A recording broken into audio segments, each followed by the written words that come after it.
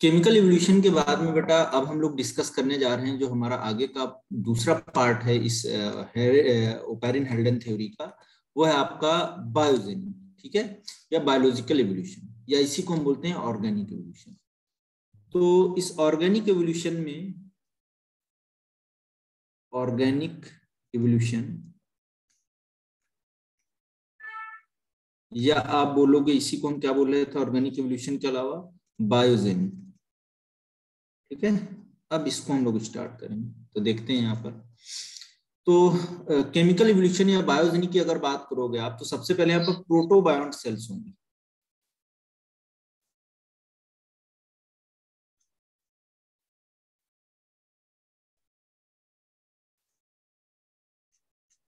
कौन सी सेल्स होंगी? Protobiont sales होंगी।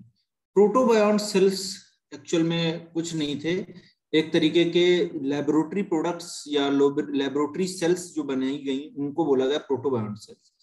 तो इनको एज ए रिजेम्बलेंस माना गया उन सेल से जिन्होंने लाइफ की स्टार्टिंग की, तो उन्हीं को हमने बोल दिया प्रोटोबायोन्ट सेल। अब ये प्रोटोबायोन्ट सेल बेटा दो तरीके की थी, एक तो ओपेरिन ने बताया कोएसरवेट्स, और दूसरा बताया था वो आपका माइक्रोस्फीयर सिडनी ने, ठीक है, सिडनी फॉक्स ने। तो दो तरीके की प्रोटोबायोन्ट सेल थी, एक थी कोएसरवेट्स जिनको प्रपोज किया था सिडनी फॉक्स ने, सॉरी एआई ओपेरिन ने, कोएसरवेट्स, और दूसरी जो थी उसको हम आप बोलोगे जो है कोएसरवेट्स के अलावा, तो वो कौन सी हो जाएंगी आपकी, तो आप बोलोगे कोएसरवेट्स के अलावा कौन सी हो जाएंगी, माइक्रोस्फीयर्स हो जाएंगी। कोएसरवेट्स की बात करते हैं तो इनको ओपेरिन ने बताया था, जो भी पीछे हम पढ़ के आए ओपेरिन। तो इन्होंने ओपेरिन ने 1920 में इसको बताया था। कितने में? 1920 प्रोटोबायोन्ट कौन से सेल होते हैं? प्रोटोबायोन्ट से कोएसरवेट्स, इन्हीं को बोला गया। ये जो पढ़ रहे हैं ना, बताने जा रहे हैं ना, पहला सेल कोएसरवेट्स। प्रोटो मतलब पहले, बायोन्ट मतलब लाइफ, जिनसे लाइफ बनी ऐसी सेल्स, तो इन्हीं से लाइफ फॉर्मिंग सेल्स बनी, इन्हीं को बोला गया प्रोटोबायोन्ट सेल्स। यानी कि जब कीमोजेनी हो गया, खत्म हो गया, उसी समय पे सी के अंदर कोएसरवेट्स जैसे स्ट्रक्चर देखने को मिले, ठीक है, ये उन्हीं को हमने बोला प्रोटोबायोन्ट सेल्स। ये कोएसरवेट्स जो थे ओपेरिन ने सबसे पहले इनको प्रपोज किया 1920 में। इन्होंने बोला कि कोएसरवेट्स क्या है, नॉन लिविंग स्ट्रक्चर। क्या बोला बेटा इन्होंने कि कोएसरवेट्स क्या है, नॉन लिविंग स्ट्रक्चर्स।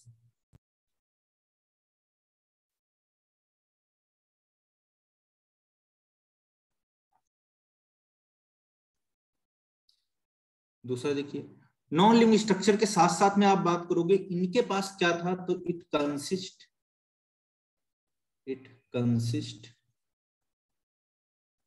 क्या कंसिस्ट है इनके पास, तो कार्बोहाइड्रेट,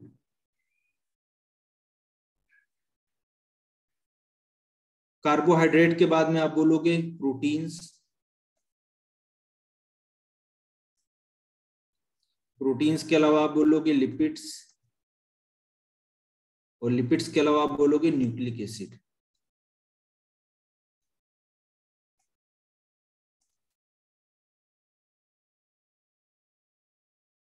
ठीक है, तो इनके पास जो ये ओपेरिन ने कोएसरवेट्स बोला, ये नॉन लिविंग स्ट्रक्चर्स थे, जो कि आप देख रहे थे कार्बोहाइड्रेट, प्रोटीन्स, लिपिड्स और न्यूक्लिक एसिड के बने हुए।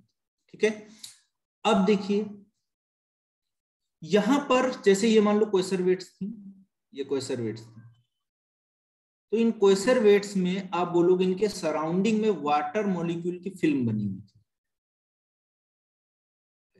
तो सराउंडिंग में वाटर मॉलिक्यूल थी, ये वाटर था। ठीक है, बाकी लिपिड मेम्ब्रेन वगैरह यहाँ पर प्रेजेंट नहीं थी। तो आप बोलोगे मैक्रोमोलिक्यूल्स जो थे आपके, कार्बोहाइड्रेट, प्रोटीन्स, लिपिड्स और जो न्यूक्लिक एसिड, ये जो मैक्रोमोलिक्यूल्स थे ये सराउंडेड थे एक वाटर की बनी फिल्म के साथ में, और इस तरीके का एक स्ट्रक्चर देखने को मिल रहा था। ठीक है, और इनका साइज धीरे धीरे बेटा क्या हो रहा था, इंक्रीज कर जाता था, तो ये बढ़ते जा रहे थे साइज में, ऐसे इस तरीके से जैसे जैसे एक्युमुलेशन हो रहा था मैक्रोमोलिक्यूल का, वैसे वैसे इनका साइज बढ़ता चला जाएगा, और एक टाइम ऐसा आएगा कि इनका साइज इतना बढ़ जाएगा कि सरफेस टेंशन क्रिएट होगा, और ये डिवाइड होके दो बना लेंगे, दो बन जाएंगे। तो ये ग्रो भी करेंगे और मल्टी डिवीजन भी शो करेंगे, ग्रो भी कर रहे हैं और डिवीजन भी शो कर रहे हैं। लेकिन अगर कोई पूछता है क्या रिप्रोडक्शन कर रहे हैं, नहीं, रिप्रोडक्शन नहीं कर रहे हैं, ठीक है। तो ऐसे मॉलिक्यूल्स को बेटा क्या बोला गया, they are known as the coacervates. क्या बोला गया, कोइसरवेट्स बोला गया, ठीक है। तो इनके पास एबिलिटी है कि इनकी साइज को भी बढ़ा सकते हैं, साइज बढ़ने के अलावा आप बोलोगे और क्या है इनके पास, तो यहाँ पर आप देख रहे हो ग्रो करने के बाद ये डिवाइड हो जा रहे थे, और डिवाइड होके आप बोले थे दो अलग अलग जो है कोइसरवेट्स में स्ट्रक्चर बन रहे थे। तो ये पूरा जो कॉन्सेप्ट था, हाँ बोलिए बेटा। सर जो मतलब ग्रो होने के बाद ये जो बाहर का जो वाटर मॉलिक्यूल्स है वो हट जाएंगे फिर? नहीं, तो ये सी में ही हो रहा था ना, सी में हो रहा था ना, प्रीबायोटिक सोप जो हमने बताया था उसी में तो हो रहा था। ये आसपास तो पूरा सी है ना, ये पूरा सी वाटर में होगा ना, तो हट कहाँ जाएगा, वाटर तो रहेगा ही, ओशियंस थे ना, ओशियंस में ही तो हो रहा था ये सब, ठीक है। Yes sir.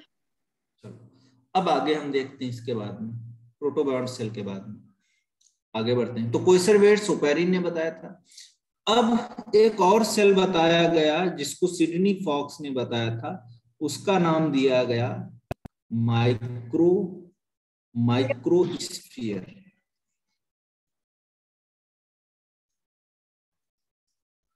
क्या बोला गया, माइक्रोस्फीयर। तो माइक्रोस्फीयर में देखिए क्या बोला गया, सिडनी फॉक्स थे, सिडनी फॉक्स, उन्होंने 1958 में प्रपोज किया माइक्रोस्फीयर्स को, 1958 में लैब में बनाया इन्होंने।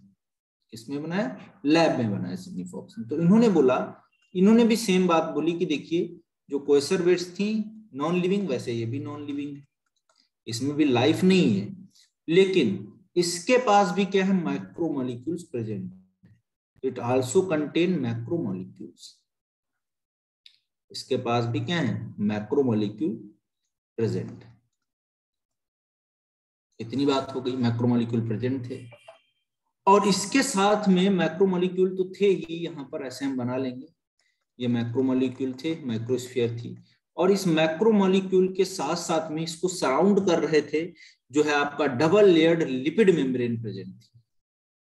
यहाँ पर आप बोलोगे लिपिड मेम्ब्रेन भी इनके पास थी,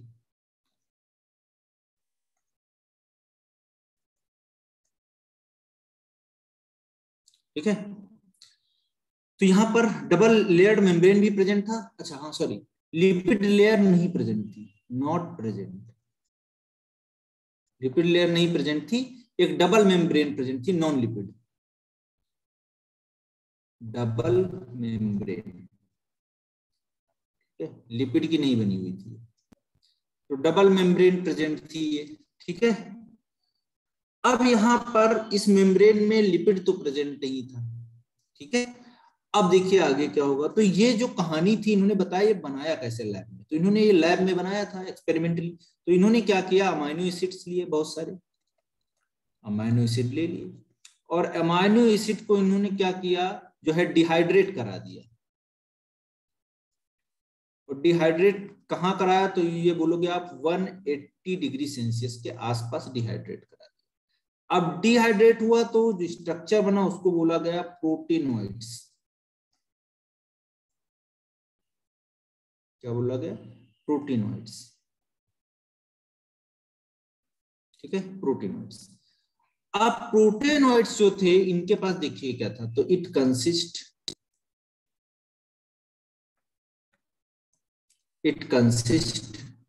क्या था इनके पास, ब्रांच्ड चेन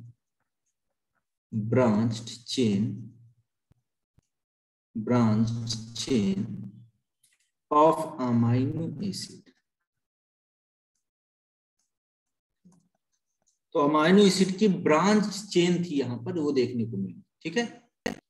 अब किया क्या गया, जो अमाइनो एसिड थे पहले तो इनको जो है हॉट वाटर में रखा गया, उसके बाद इनको किस में रख दिया गया, तो आप बोलोगे कूल वाटर में, ठंडे कूल जगह पे ले गए एकदम से, और जब कूल जगह पे ले गए एकदम इन्वायरमेंट चेंज कर दिया, तो बेटा ये ठंडा हो गया। ठंडा हुआ तो ये क्या बना लिया, इसने फॉर्मेशन कर लिया माइक्रोस्फीयर। तब क्या बन गई, माइक्रोस्फीयर बन गई। क्या बन गई, माइक्रोस्फीयर बन गई। क्लियर है भाई इतनी बात? Yes sir. अब ये जो माइक्रोस्फीयर थी, इनके पास कैपेबिलिटी थी, देखिए किस किस बात की। तो ये माइक्रोस्फीयर जो थी मूवमेंट भी शो करती थी, मूवमेंट भी शो कर रही थी। मूवमेंट के साथ साथ में आप बोलोगे इनके केस में ग्रोथ भी हो रही थी। ग्रोथ के साथ साथ में आप बोलोगे एक तरीके का ये डिवीजन भी शो कर रही थी। बड़ी हो जाने के बाद अलग अलग के दो स्ट्रक्चर बना ले रहे थे, है ना। फ्रेगमेंटेशन शो कर रही थी, बडिंग शो कर रही थी। ठीक है, तो ये सारी चीजें देखने को मिल रही थी माइक्रोस्फीयर से। ठीक है, ये कहानी थी आपकी माइक्रोस्फीयर की। ठीक है सर अमीनो एसिड को हमने डिहाइड्रेट करा था, उसके बॉयल बाद किया, ये मतलब अमीनो एसिड की चेन बनी है। हाँ प्रोटीनॉइड्स बोल दिया उसको हमने।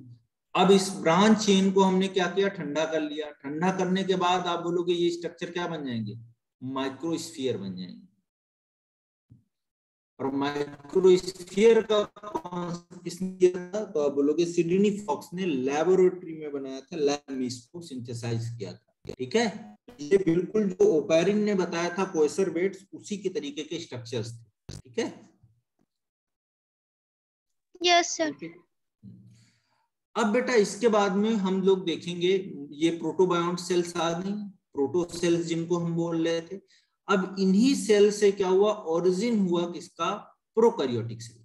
तो अब आगे हम पढ़ेंगे origin of prokaryotic cell, origin of prokaryotic cell.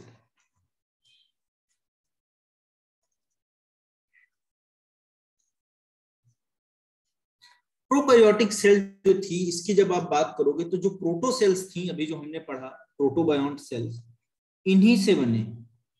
तो प्रोटो सेल्स जो बेटा थी, इनसे क्या बना, तो आप बोलोगे इनसे जो स्ट्रक्चर्स बने उनको हमने बोला prokaryotic cells.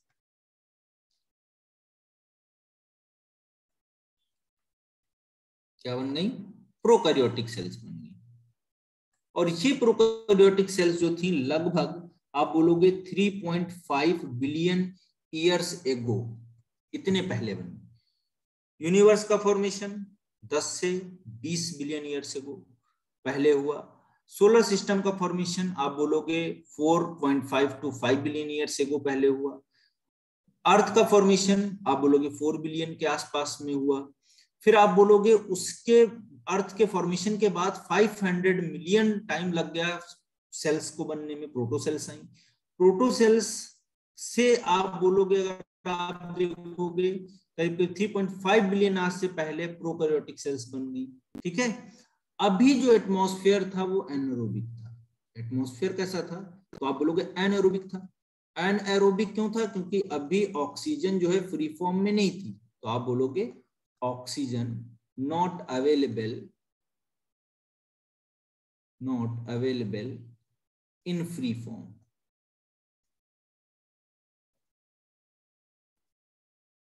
Not available in free form, तो फ्री फॉर्म में तो ऑक्सीजन थी नहीं।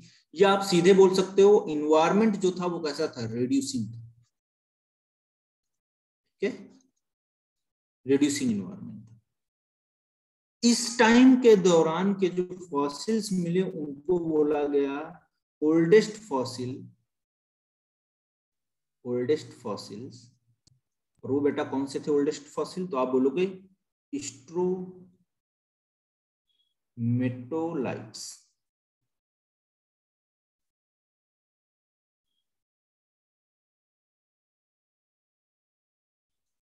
ठीक है, ओल्डेस्ट फॉसिल थे स्ट्रोमेटोलाइट्स। ठीक है, ये कहानी हमने देखा ऑरिजिन ऑफ प्रोकैरियोटिक सेल के केस। ठीक है, अब देखिए नेक्स्ट हम बात करते हैं इसके बाद में।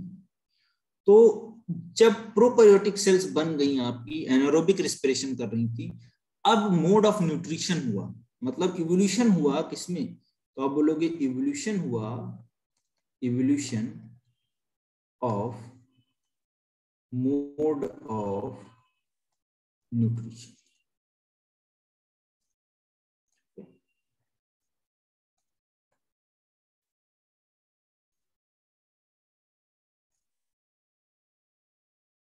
तो evolution of mode of nutrition में हम लोग देखते हैं क्या कहानी हुआ। तो यहाँ पर आप बोलोगे सबसे पहले जो प्रोकैरियोटिक बने प्रोटोसेल से, वो बेटा कैसे थे, आप बोलोगे हेटेरोट्रॉप्स थे।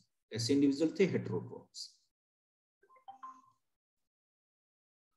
हेटेरोट्रॉप्स ऐसे इंडिविजुअल्स हैं जो आप बोलोगे दूसरे के ऊपर डिपेंड, हेटेरो मतलब डिफरेंट, ट्रॉप्स मतलब जो आपका न्यूट्रिशन, तो वो दूसरे से न्यूट्रिशन ले रहे थे, इसीलिए इनको हेटेरोट्रॉप्स बोला गया। ये आप बोलोगे अर्लीस्ट प्रोकैरियोटिक थे, सबसे पुराने प्रोकैरियोटिक थे इंडिविजुअल। अब देखिए यहां पर ये एनर्जी ऑब्टेन कर रहे थे, तो आप लिख लोगे obtain energy by the fragmentation of organic molecule from sea broth।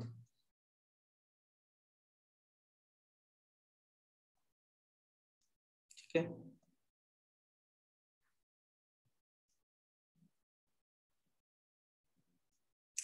तो ये बेटा अपना जो फ्रेगमेंटेशन हो रहा था और जो ऑर्गेनिक मॉलिक्यूल थे उनका ब्रेकडाउन करा रहे थे, फ्रेगमेंटेशन करा रहे थे, और जो ब्रॉथ था उस सी में न्यूट्रिटिव मीडिया था, उसी से एनर्जी को ऑब्टेन कर रहे थे। तो कुल मिला के एनारोबिक रिस्पिरेशन देखने को मिल रहा था शुरुआत में प्रोकैरियोटिक जो सेल्स थी। अब इनसे जो इंडिविजुअल्स बने वो बने आपके ऑटोट्रोफिक प्रोकैरियोट्स। इन हेटेरोट्रॉप से, जो हेटेरोट्रॉप अर्लीस्ट प्रोकैरियोटिक थे, उनसे बेटा कौन बना, तो आप बोलोगे इनसे डेवलप हुआ ऑटोट्रॉप्स। चलिए देखते हैं आगे। तो यहां पर हम लोग लिख लेंगे हेटेरोट्रॉप्स थे पहले, हेटेरोट्रॉप से बेटा क्या बना, तो ये अर्लियर प्रोकैरियोटिक सेल्स थी। अब इनसे क्या बना, तो इनसे बने आपके, आप बोलोगे ऑटोट्रॉप्स।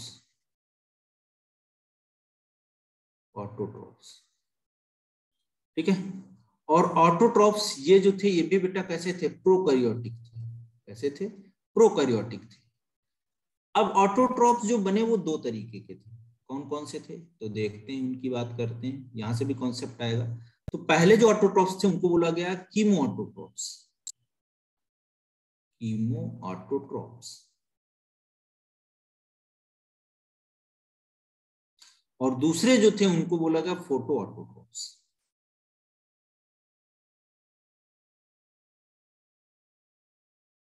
ठीक है, तो आपके कीमो ऑटोट्रॉप्स और फोटो ऑटोट्रॉप्स दो तरीके के इंडिविजुअल बन गए भाई।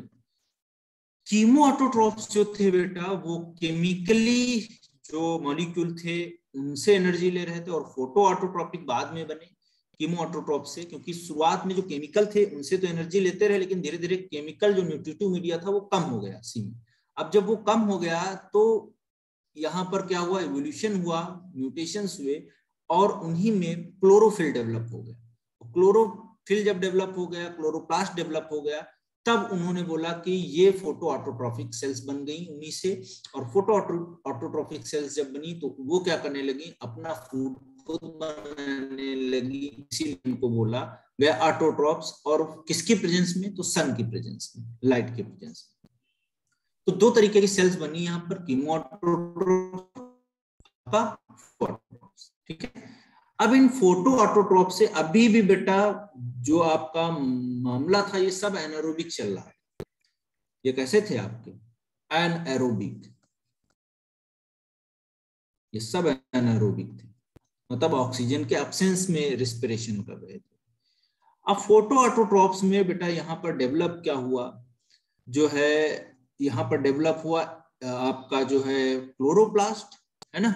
और क्लोरोप्लास्ट जब फोटो ऑटोट्रॉप्स में डेवलप हुआ तो यहां से बने आपके एरोबिक फोटो ऑटोट्रॉप्स।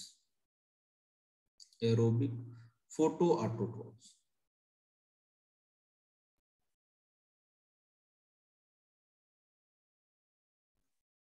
क्या बने? Aerobic photo autotrophs.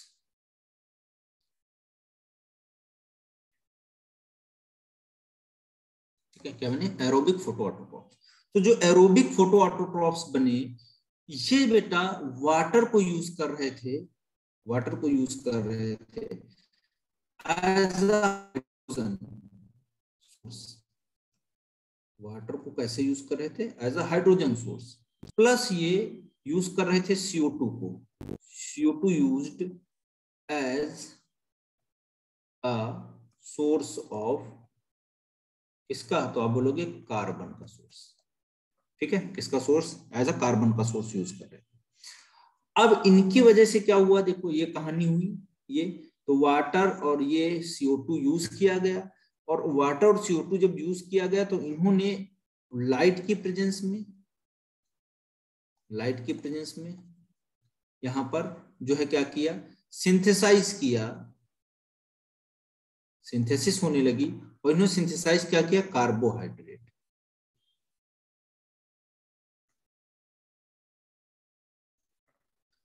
करने लगे कार्बोहाइड्रेट। और कार्बोहाइड्रेट जब इन्होंने सिंथेसाइज किया तो यहां पर आप बोलोगे इसका एक एग्जाम्पल भी हो जाए तो अच्छी बात है। तो एग्जाम्पल में देखिए, यहां पर इसका एग्जाम्पल लिख लेंगे हम। एरोबिक फोटो ऑटोट्रॉप्स का क्या हो जाएगा? साइनोबैक्टीरिया।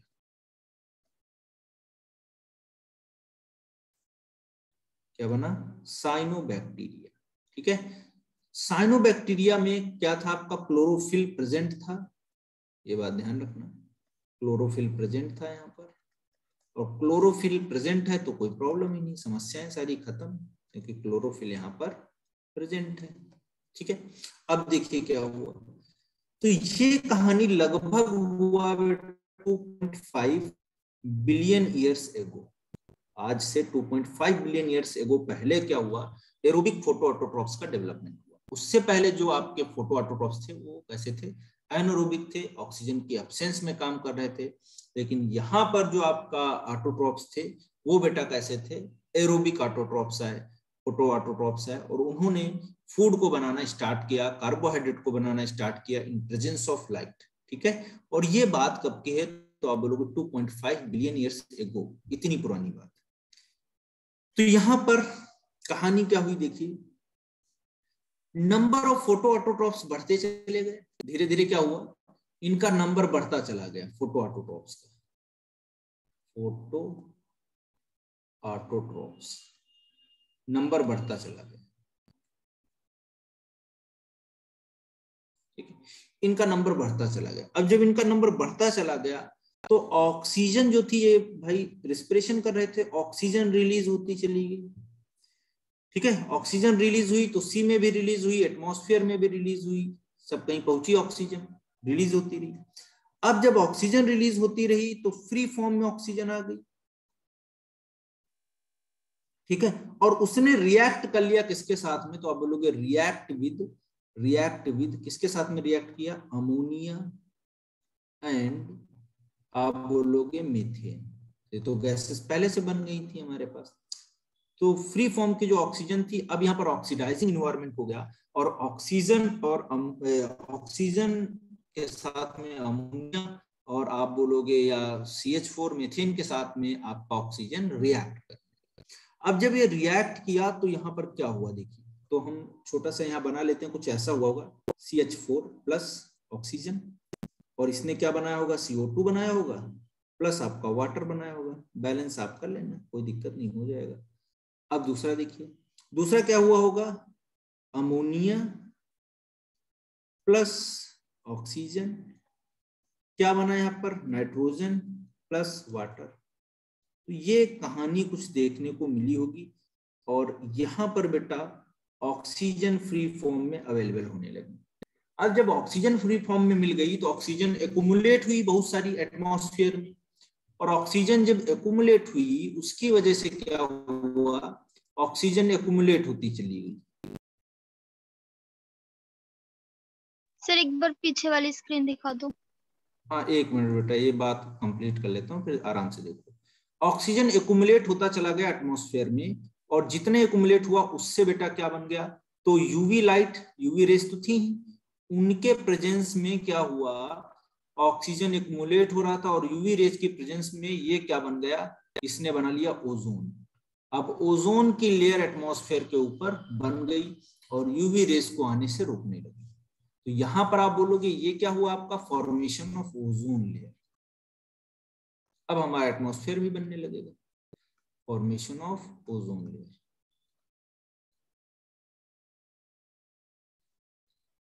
हाँ पीछे देख लो, ये रहा।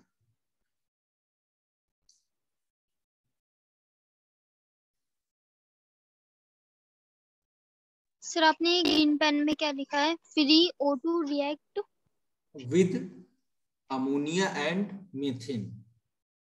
तो अमोनिया और मीथेन से ओके जब सर। रिएक्ट करेगा तभी CO2 और वाटर बनाएगा, उधर N2 बनाएगा, क्योंकि प्लांट के लिए भी तो जरूरी है ना नाइट्रोजन फिक्सेशन वगैरह कैसे हो।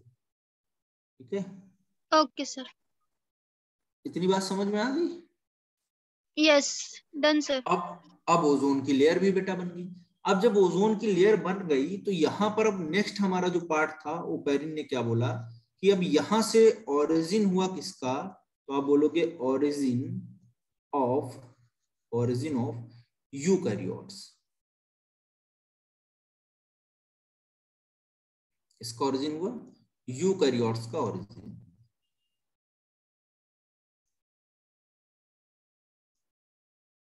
ठीक है, तो ओरिजिन ऑफ यूकैरियोट्स जो हुआ वो आप बोलोगे 1.5 बिलियन ईयर्स एगो हुआ, पहले हुआ। ठीक है, और जो आप बोलोगे प्रिमिटिव जो आपके क्या थे, प्रिमिटिव, जो प्रिमिटिव थे, प्रिमिटिव प्रोकैरियोटिक सेल्स थे, प्रिमिटिव प्रोकैरियोटिक सेल्स थे, वो आप बोलोगे क्या बन गए, यूकैरियोट्स बन गए। क्या बन गए बेटा, यूकैरियोट्स। क्या बन गए, यूकैरियोट्स। ठीक है, क्लियर है सभी को, इतनी बात समझ में आया। तो ये यस पूरी सर। थ्योरी, ये थ्योरी बेटा पूरी कंप्लीट होती है आपकी इवोल्यूशन के केस में, आपका जो हम बोल रहे थे बायोजेनी की। तो शुरुआत से कीमोजेनी और बायोजेनी दोनों मैंने समझा दिया आपको। आई थिंक ओपेरिन और हेल्डन की थ्योरी आपको बहुत अच्छे से समझ में आ गई।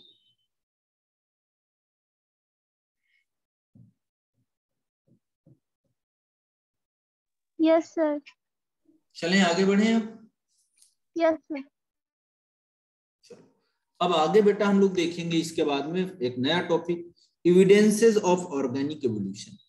जो हम बात कर रहे हैं इवोल्यूशन, इवोल्यूशन इसके रिस्पेक्ट में क्या हमारे पास एविडेंसेस क्या है, तो उन एविडेंसेस की बात करेंगे, इवोल्यूशन की बात करेंगे। तो इवोल्यूशन हम बोलते हैं कि order of changes from one condition to another, evolution बोलते हैं उसको। ग्रेजुअल चेंजेस जो होते हैं उनको इवोल्यूशन बोलते हैं।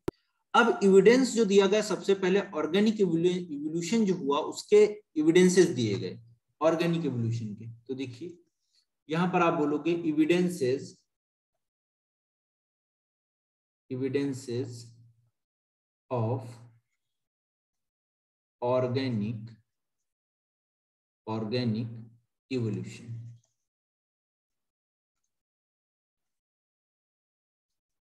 Evidences of organic evolution. तो ऑर्गेनिक एवोल्यूशन के केस में क्या क्या जो है आपको दिए गए जो एविडेंसेस हैं उनकी बात करते हैं वन बाय वन। तो पहला इसमें हेडिंग हम पढ़ेंगे पैलेंटोलॉजिकल एविडेंसेस। क्या बोलेंगे, पैलेंटोलॉजिकल, पैलेंटोलॉजिकल एविडेंसेस।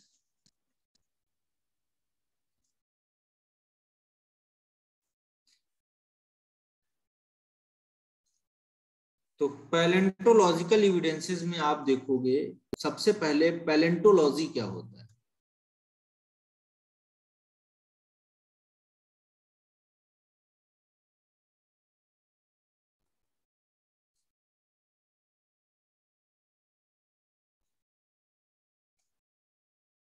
तो पैलेंटोलॉजी को हम क्या बोलते हैं, देखिए पैलेंटोलॉजी का मतलब होता है आपका study of fossil.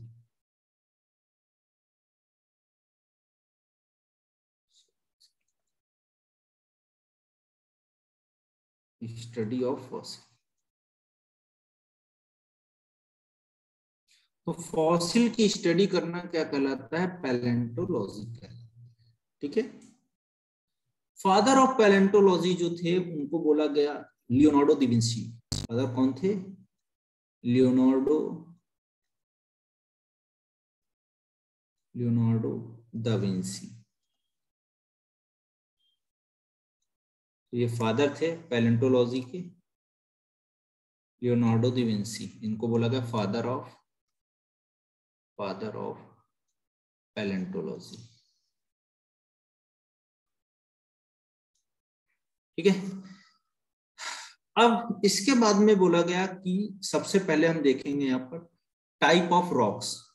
In fossils वगैरह यहाँ पढ़ना है पैलेंटोलॉजिकल एविडेंसेस में, तो हमको पता होनी चाहिए रॉक्स कितनी तरीके की होती है।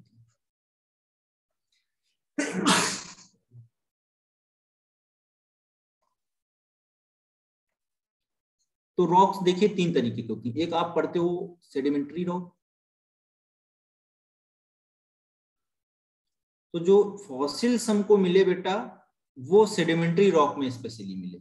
उसके अलावा आप बोलोगे इग्नियस रॉक,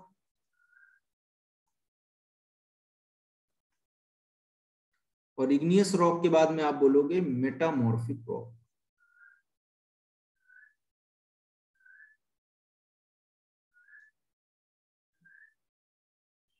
ठीक है, तो इग्नियस रॉक, मेटामॉर्फिक रॉक और सेडिमेंट्री रॉक, ये 3 तरीके की रॉक देखने को मिले।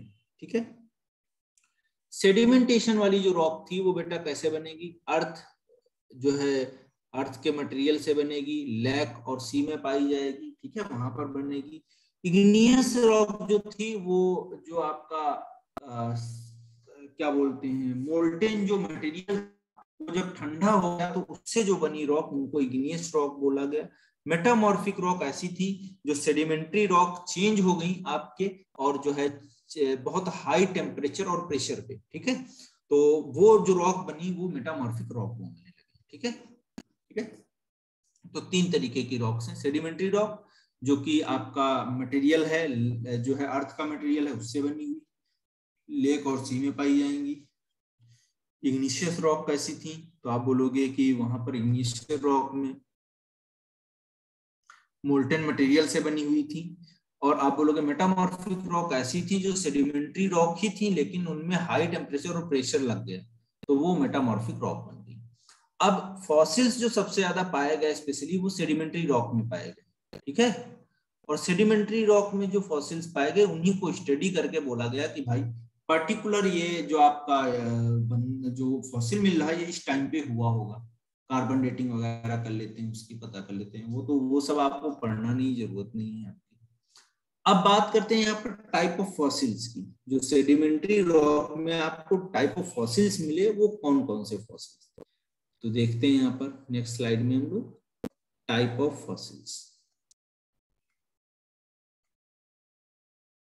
और फॉसिल्स को ही देख के हम क्या करने लगे, स्टडी किया और हमको पता चल गया कि कौन सा इंडिविजुअल किस टाइम पे आया होगा। तो कुछ फॉसिल ऐसे थे जिनको नाम दिया गया अनअल्टर्ड फॉसिल।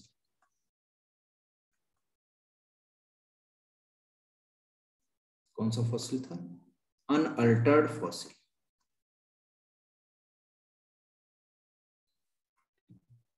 अनअल्टर्ड फॉसिल जो था आपका, ये एक्चुअल में ओरिजिनल सॉफ्ट पार्ट थे एनिमल के, ओरिजिनली सॉफ्ट पार्ट ऑफ किसका, तो आप बोलोगे एनिमल। ठीक है, एनिमल के सॉफ्ट पार्ट्स थे। तो ये जो अनअल्टर्ड फॉसिल थे इसमें आप बोलोगे whole part of the body, पूरा होल बॉडी जो था एज इट इज मिला, दबा हुआ। ठीक है, या किसमें फ्रोजन आइस में है ना, या दब गया पोलर रीजन वगैरह में, तो वहां पर ये सारी चीजें जैसे आइस एज आप लोग। हाँ नू बताओ बेटा, तो यहाँ पर आप जैसे देखते हो आइस एज मूवी देखोगे, आइस एज, तो उसमें वूली मैमथ थे कि नहीं थे आइस में, बड़े बड़े, तो इनके एज इट इज जो है पूरे पूरे वो मिले आपको, वूली मैमथ में एज इट इज आपके क्या मिले, इनके स्ट्रक्चर्स मिले आइस एज। तो यहाँ पर देखिए आप आइस एज ये हो गया, तो यहाँ पर वूली मैमथ थे, ठीक है, समझ में गया। ये दब गए आइस में, फ्रोजन आइस में, और बहुत टाइम बाद साइबेरियन वाली जगह जो है पोलर रीजन है वहां पर इनके फॉसिल्स देखने को मिले पूरे। तो हमने बोला कि भाई 25,000 साल पहले की बात थी कि ये जो एक्सटिंक्ट हो गए साइबेरियन या पोलर रीजन से, और आज भी इनके फॉसिल्स मिले, तो हमने समझ लिया कि भाई मैमथ जैसे बड़े बड़े जो एलिफेंट थे वो भी प्रेजेंट होंगे, ठीक है। तो ऐसे फॉसिल्स को बोला गया अनअल्टर्ड फॉसिल्स। दूसरा बेटा देखिए, अनअल्टर्ड फॉसिल के बाद में आप देखोगे नेक्स्ट हमारा जो फॉसिल्स हैं वो बोलोगे अल्टर्ड फॉसिल, अल्टर्ड फॉसिल्स। बड़ा चैप्टर है, थोड़ा आराम आराम से पढ़ेंगे, ये सारा चीजें दी हुई हैं आपके सिलेबस में। तो अल्टर्ड फॉसिल्स में बेटा आप बोलोगे जो मोस्ट कॉमन फॉसिल्स थे वो आते थे, और यहाँ पर ऑर्गेनिक पार्ट फॉसिल का वो रिप्लेस कर दिया जा रहा था मिनरल डिपोजिशन। जैसे मान लो ये रॉक था, और रॉक में आपका नीचे दब गया कोई एनिमल, यहाँ पर ऐसे ऐसे ये दब गया, तो यहाँ कैविटी बन जाता था और दब गया। अब इसी में एनिमल पड़ा हुआ था, तो अब एनिमल का ऑर्गेनिक पार्ट तो खत्म हो गया, ऑर्गेनिक पार्ट तो खत्म हो गया, सड़ गया, और उस जगह पे रिप्लेस होके क्या आ गया, तो आप बोलोगे रिप्लेस होके यहाँ पर क्या आ गया, इनऑर्गेनिक या मिनरल सब्सटेंस है, तो मिनरल डिपॉजिट हो गए इस जगह पे। तो जैसा फॉसिल था उसी शेप में मिनरल डिपॉजिट हुए, तो ऐसे फॉसिल्स को हम बोल दिए अल्टर्ड फॉसिल, पूरा चेंज ही हो गया, ठीक है, मिनरल डिपोजिशन हो गया, या पेट्रिफिकेशन बोलते हैं इसको, पेट्रिफाइड फॉसिल्स भी बोलते हैं। तो जैसे बोन्स हुए, टीथ हुए, सेल्स हुए, वुड हुए, इन सब का एग्जाम्पल हो जाएगा। देख लेते हैं एग्जाम्पल में बोन्स, टीथ, और टीथ के अलावा आप बोलोगे और क्या होगा आपका, शेल, और आप बोलोगे वुड, एटसेट्रा, ठीक है। तो अल्टर्ड फॉसिल। अब यहां पर आप तीसरा देखोगे जो हमारा पार्ट है उसकी बात करते हैं, और तीसरे पार्ट में हम बात करते हैं, ये है आपका मोल्ड एंड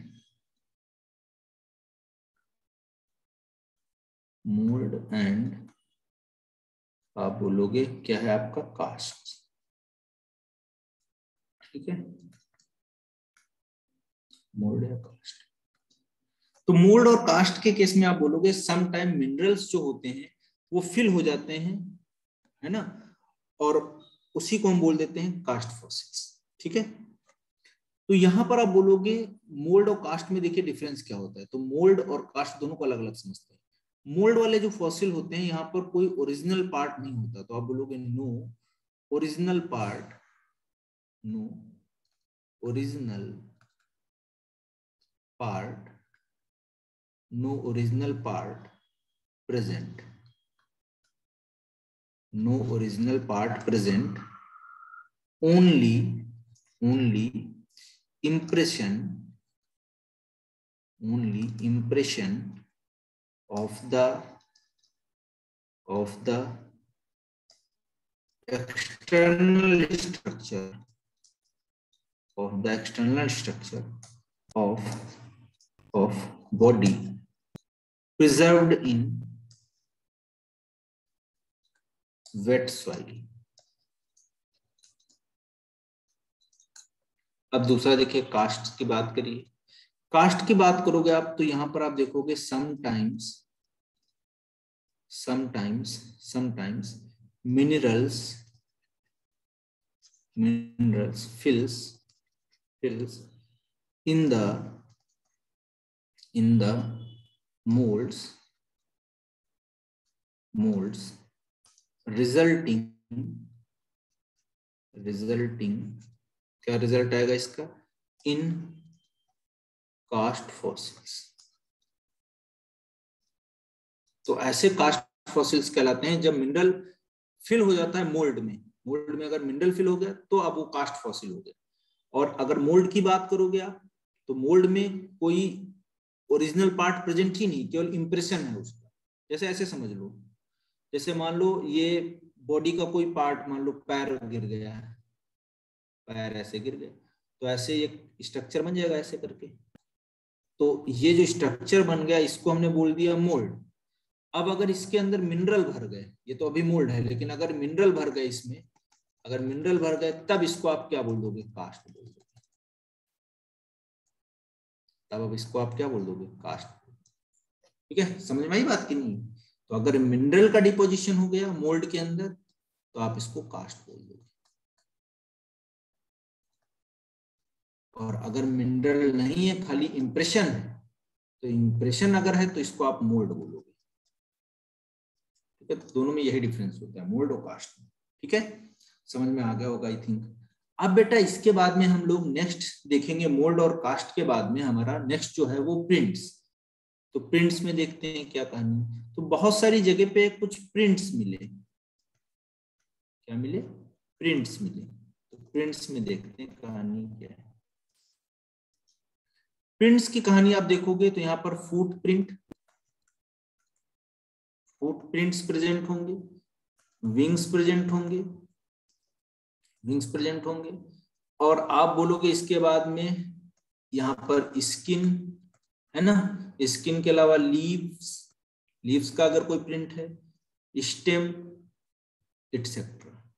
तो इन सब के प्रिंट्स मिल जाते हैं कभी कभी। ठीक है, फिर आप बोलोगे इसके बाद में कैप्रोलाइट्स की जब बात करोगे आप, तो कैप्रोलाइट्स में आपको देखने को मिलेगा क्या? तो आप बोलोगे यहाँ पर फीकल जो पैलेट होते हैं, फीकल मतलब वही पोटी वाला, तो फीकल जो पैलेट होते हैं, फीकल पैलेट जो होते हैं, पैलेट्स जो होते हैं वो बुरीड होते हैं, बुरीड इन sediments, buried in sediments are called coprolites।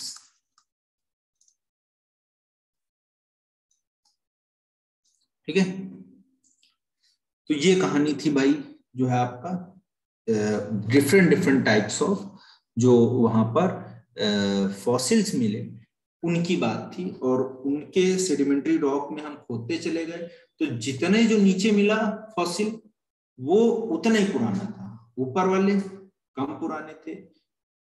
ठीक है, तो ये आपका ये वाला एविडेंसेस ऑफ ऑर्गेनिक एवोल्यूशन में पहला पैलेंटोलॉजिकल एविडेंसेस जो थे वो कंप्लीट हो गए। अब इसके बाद में हम नेक्स्ट पढ़ेंगे हमारा जो जियोलॉजिकल टाइम स्केल है, आपके एनसीईआरटी में दिया हुआ है, वो थोड़ा कम दिया हुआ है, लेकिन जो इम्पोर्टेंट बातें हैं वो हम लोग डिस्कस कर लेंगे इसमें। ठीक है, तो जियोलॉजिकल टाइम स्केल जो है उसको देखिए डिवाइड कितने पार्ट में किया गया है।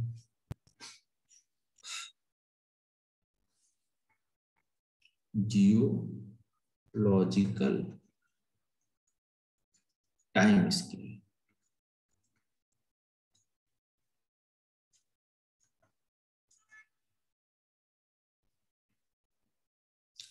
तो जियोलॉजिकल टाइम स्केल में आप बात करोगे तो सबसे पहले इरा, फिर आप बोलोगे इरा के बाद में क्या आएगा आपका पीरियड, और पीरियड के बाद में बेटा क्या आएगा, तो आप बोलोगे इपोक। ठीक है, तो आपका इरा हो गया, पीरियड हो गया और इपोक हो गया, तीन चीजें हैं आपकी। इसमें जियोलॉजिकल टाइम स्केल को पूरा डिवाइड किया गया। तो मिलियन ईयर्स एगो अगर आप बात करोगे, इसको देखेंगे अलग अलग तरीके से, तो एरा में आप देखोगे कितने थे, आप बोलोगे एजोइक, जब था ही नहीं कुछ तब की बात करेंगे, 4.5 to 5 बिलियन ईयर्स एगो पहले। फिर दूसरा एरा जो था आप बोलोगे आर्कियोजोइक, कौन सा था? आर्कियोजोइक। और फिर आप आर्कियोजोइक के बाद में बेटा बात करोगे तो कौन सा होगा आपका, तो आप बोलोगे प्रोटीरोजोइक। और प्रोटीरोजोइक के बाद में अगर आप बात करोगे तो क्या होगा आपका, तो आप बोलोगे पैलियोजोइक। ठीक है, और पैलियोजोइक के बाद में बात करोगे तो आप बोलोगे मीजोजोइक। ठीक है, पैलियोजोइक एंड मीजोजोइक। और मीजोजोइक के बाद में लास्ट जो आप बात करोगे वो होगा सीनोजोइक। ठीक है, ठीक है। तो Azoic, Archaeozoic, Proterozoic, Palaeozoic, Mesozoic and Cenozoic. ठीक है, इतने सारे आपके एरा थे। ठीक है, अब एरा को डिवाइड किया गया था पीरियड्स में। किसमें डिवाइड किया गया था? पीरियड्स में। तो पीरियड भी बहुत थे आपके, लेकिन एजोइक में पीरियड नहीं था, आर्कियोजोइक में कोई पीरियड नहीं था, प्रोटीरोजोइक में कोई पीरियड नहीं था। अब आते हैं पैलियोजोइक में। पैलियोजोइक में आपके पीरियड होते हैं।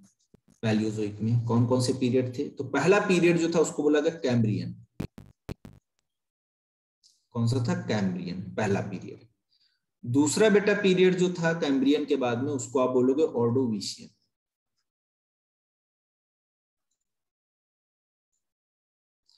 तीसरा पीरियड जो था ऑर्डोविशियन के बाद में उसको बोलोगे सिलूरियन। और सिलूरियन के बाद में आपका जो नेक्स्ट था उसको आप क्या बोलोगे? डिवोनियन। और डिवोनियन के बाद में आप बोलोगे कौन सा होगा आपका? तो आप बोलोगे कार्बोनिफेरस।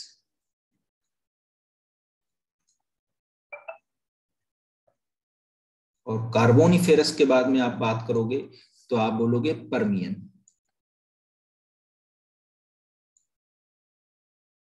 ठीक है, तो ये इतने पीरियड थे इनके। कौन कौन से? Cambrian, Silurian, Ordovician, Silurian, Devonian, Carboniferous and Permian. ठीक है, ठीक है। अब इसके बाद में आता था मीजोजोइक। मीजोजोइक को तीन जो है उसमें डिवाइड किया गया। इनके भाई तीन थे, ये भी देख लो आप, यहाँ पर मैं लिख के दे रहा हूं इनके तीन। कौन कौन से थे? तो आप बोलोगे ट्राइसिक, ट्राइसिक। दूसरा आपका जो था ट्राइसिक के बाद में जुरेसिक। और जुरासिक के बाद में आपका नेक्स्ट जो था उसको आप क्या बोलोगे? Cretaceous, Cretaceous. ठीक है, तो ये तीन। इसके बाद में आता था सीनोजोइक।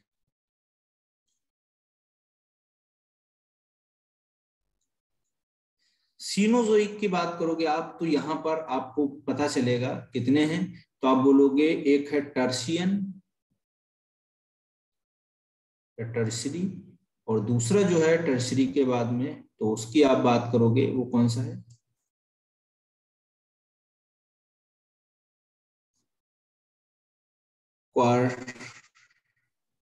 क्वार्टरनरी। ठीक है, तो टर्सरी एंड क्वार्टरनरी दो थे। ठीक है, क्लियर है। अब इनके इपोक भी हैं। ठीक है, इनके इपोक भी हैं। तो इपोक जैसे आप पढ़ोगे ना तो यहाँ पर आपका जो क्या बोलते हैं, इनमें अलग अलग इपोक होंगे, वो भी हम लोग डिस्कस करते हैं इसमें। तो इपोक के केस में अगर बेटा आप आओगे तो सीनोजोइक एरा में इपोक आपको देखने को मिलेंगे। ठीक है, तो ये आपके पीरियड हो गए। अब यहाँ से इपोक आएंगे तो टर्सरी को डिवाइड किया गया, 5 जो है सर ये जो इपोक थे आपने इसके। बताया ये सब इनके पीरियड्स हैं, एरा के पीरियड्स हैं ये। हाँ, ये देखिए पैलियोजोइक का ये हो गया आपका, मीजोजोइक का ये पीरियड हो गया, और सीनोजोइक का ये पीरियड हो गया। ठीक है, अब इनके यस बाद सर। इपोक। इपोक जो आता है किसी में नहीं है आपका, सीनोजोइक को डिवाइड किया गया इपोक। ठीक है, सीनोजोइक में इपोक है। तो टर्सरी के कुछ इपोक हैं, उसी कलर में मैं लिखे दे रहा हूँ। टर्सरी के देखिए कुछ इपोक है, या आगे हम डिस्कस करेंगे नेक्स्ट क्लास में किसमें क्या पाया जाता है, क्या होता है। तो टर्सरी में जो इपोक है बेटा वो कौन कौन से? तो देखिए पहला आप बात करोगे टर्सरी में इपोक जो है आपका, वो है आपका पैलियोसीन। कौन सा है? पैलियोसीन। दूसरा जो इपॉक है उसको आप बोलोगे इयोसीन। तीसरा जो इपॉक है उसको बोलोगे ओलाइगोसीन। चौथा जो इपॉक है उसको आप बोलोगे ओलाइगोसीन के बाद में आपका मायोसीन। और मायोसीन के बाद में जो लास्ट वाला इपॉक है उसको आप बोलोगे प्लायोसीन। तो इतने इपॉक इसके हैं। अब क्वाटरनरी के भी इपॉक हैं, इसके देखिए कितने इपॉक हैं। तो इसके दो इपॉक हैं, एक है प्लीस्टोसीन और दूसरा जो है प्लीस्टोसीन के अलावा वो आप बोलोगे होलोसीन।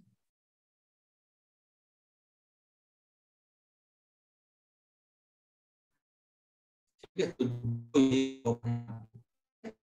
तो ये सब हमको याद रखना है ये चार्ट। और हर एक टाइम एरा में या पीरियड में या इपॉक में अलग अलग इंडिविजुअल्स आए, उनका अलग अलग डोमिनेटेड फॉर्म में प्रेजेंट थे। तो उन सबको हम लोग डिस्कस करेंगे जो है अगली क्लास में, किसका टाइम पीरियड कितना था, कौन कब आ रहा था, कौन कब जा रहा था, वो सारी बातें हम लोग नेक्स्ट क्लास में डिस्कस करेंगे। जैसे जब एजोइक एरा स्टार्ट हुआ तो ए मतलब एब्सेंट, जोइक मतलब आपका एनिमल। तो यहाँ पर कोई एनिमल ही नहीं था एजोइक में। इसका मतलब हुआ कि हम बात कर रहे थे यूनिवर्स के फॉर्मेशन के टाइम। ये टाइम ड्यूरेशन था आपका 4.5 बिलियन ईयर्स एगो पहले की बात थी। यहाँ पर ओरिजिन ऑफ सोलर सिस्टम हुआ, यूनिवर्स बना, लेकिन कोई भी लाइफ की फॉर्म नहीं थी, कोई भी लाइफ का ओरिजिन नहीं हुआ। एजोइक खत्म हो गया आपका। आर्क्योजोइक की जब बात करोगे आप तो ये लगभग 35 जो आपका करीब करीब जो है 1000 जो ईयर के आसपास की कहानी है। और यहाँ पर ओरिजिन ऑफ लाइफ स्टार्ट हुआ। ठीक है, ओरिजिन ऑफ लाइफ स्टार्ट हुआ। तो ये एरा था इनविजिबल लाइफ का, यानी कि कुछ क्वेसरवेट्स जैसी स्ट्रक्चर्स यहाँ पर बनी हुई।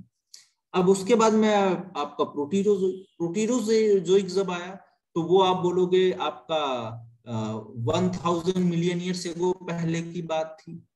वो 3500 जो है मिलियन ईयर से वो पहले की बात थी जब आर्कियोजोइक पार्ट आया, एरा आया। अब प्रोटीरोजोइक कब आया तो आप बोलोगे 1000 से 3000 जो है साल पहले की बात थी। 3000 जो है आपका मिलियन ईयर से वो पहले की बात थी।